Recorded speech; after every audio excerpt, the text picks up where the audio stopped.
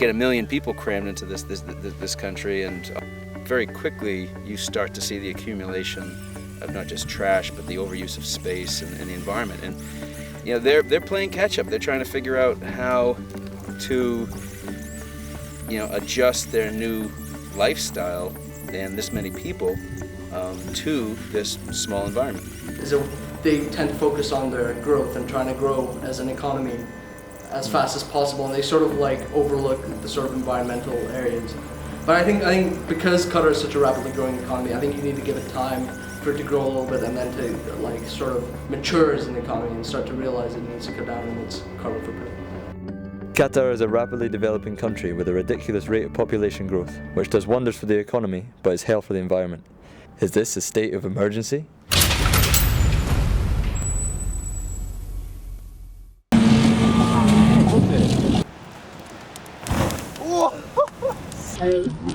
In an attempt to sustain the environment, the Ministry of Environmental and Agricultural Affairs put in place a deposit of 10,000 riyals for all monthly campers.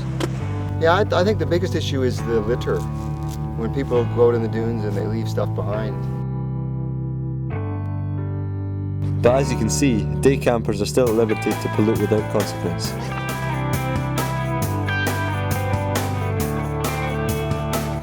Large camps still have a visible impact on the environment.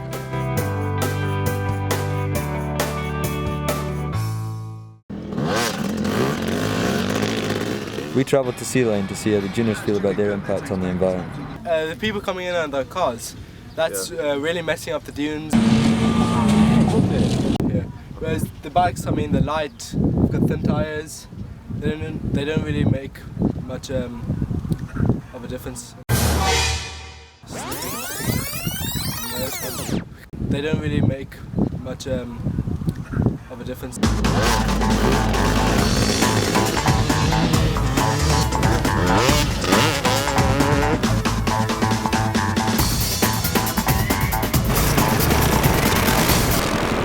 And that used a whole tank, or? Yeah, well, we've been messing around as well on the way back. One full tank, which is around 8 litres.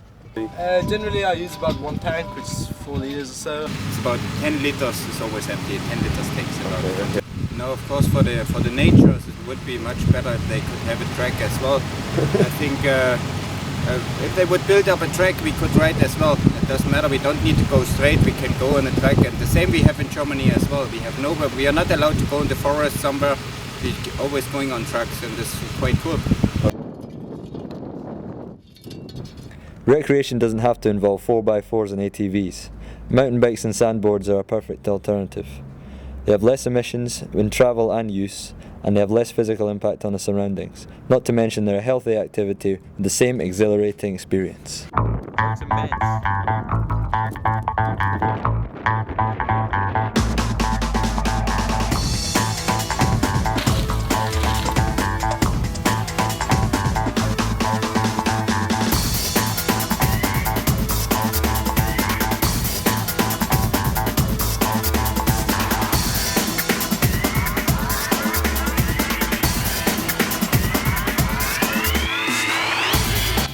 It might take some practice though.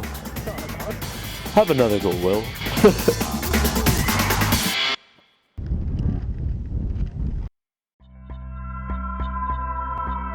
Purple Island presented us with a familiar scene, Qatar's reckless consumption of natural resources. The purple dye trade became extinct after all resources were consumed. With the current rate of fuel consumption, Qatar seems to be heading the same way. These 3,000-year-old ruins of the vats used in purple dye production are an example of Qatar's heritage being left unprotected.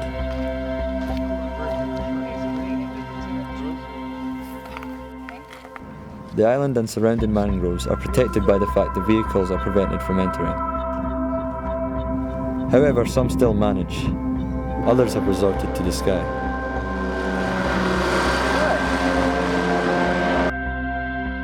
Nature is making the most of man's wasteful behaviour. Ongoing construction looms over the landscape. Al Wakra is a similar case. No one was. Some good injuries, but... In the daylight, these galendulas are a carpet of yellow.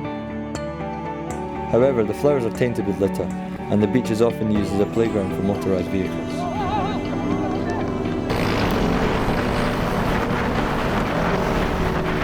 Who can make a difference? And maybe one small 10-person environmental club could actually start up a movement. But if every single one of us does a small thing, and if people see you doing those small things, it grows and grows and grows, till you've actually achieved certain goals like reducing a carbon footprint of the school or of the community, or helped to clean up, or just made the place a much greener, friendlier environment to live in. The Natural History Group do respect Qatar's environment and heritage. When we visited the wildlife sanctuary at Zakreek, we failed to see any wildlife because there are no permanent enclosures. The only animal life we came across was at Sukwaki.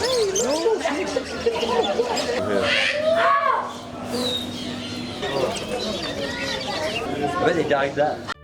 But it does remind me of what life was like in the United States in the early 1970s, when if you walked along the road, you saw trash and cans and bottles all over the place, and you did see people throwing things out of the windows, but there was a large national effort called I remember it was all over the TV with the Keep America Clean campaign, and it took a number of years, but it became unacceptable to pollute the environment, and I think they really need to make an effort along those lines here, because I think the biggest problem is just a lack of awareness. They just don't see or understand the impact that the way they're throwing things around is really having on the environment.